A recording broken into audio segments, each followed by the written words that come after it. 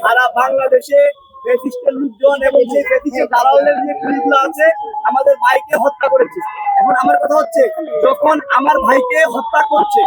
যখন আমার 10টা ভাইকে গুলি করে মেরে ফেলেছে, তখন সেই ভাই তার নিজের জীবন বাঁচাইতে, তার নিজের আত্মরক্ষার জন্য সে তাকে মেরে ফেলেছে, আরো যেন 50 জনকে না পেতে পারে। এখন যদি বর্তমান সরকার এটা বলে থাকে যে জুলাই গণঅভ্যুত্থানে যারা পুলিশ মেরেছে তাদেরকে আইনের আওতায় আনতে হবে, সেই ক্ষেত্রে বাংলাদেশের যতগুলো জুলাই বিপ্লবী আছে সবাই দোষী। বাংলাদেশের আপনার ধরেন যতগুলো রাজনৈতিক দল আছে যারা জুলাই বিপ্লবে অংশগ্রহণ করেছিল সকলের দায়িত্ব নিতে হবে, কারণ জুলাই বিপ্লব শুধু মাত্র বৈষম্যবিরোধী ছাত্র আন্দোলন ছিল না, জুলাই গণঅভ্যুত্থান ছিল সকল দলের রাজনৈতিক দলের লোকজনের, সাধারণ মানুষের, খেটে খাওয়া মানুষের, রিক্সাওয়ালা মানুষের, শ্রমজীবী মানুষের, যারা 17 বছর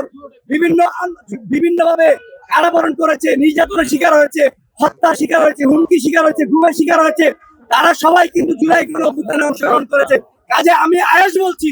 যদি জুলাই গণঅভ্যুত্থানে আমাদের বিপ্লবীরা যারা সামনের সারিতে ছিল তাদেরকে হত্যার দায়ে যদি অ্যারেস্ট করতে হয়, তাহলে সেই দায় আমাকে অ্যারেস্ট করতে হবে, নাহিদ ভাইকে অ্যারেস্ট করতে হবে, হাসনাত ভাইকে অ্যারেস্ট করতে হবে, আবিদ ভাইকে অ্যারেস্ট করতে হবে, হাসনাত আব্দুল্লাহ ভাইকে অ্যারেস্ট করতে হবে, সাদিক কায়েম ভাইকে অ্যারেস্ট করতে হবে। তাহলে এই কথা হলো ভাই একদম পরিষ্কার।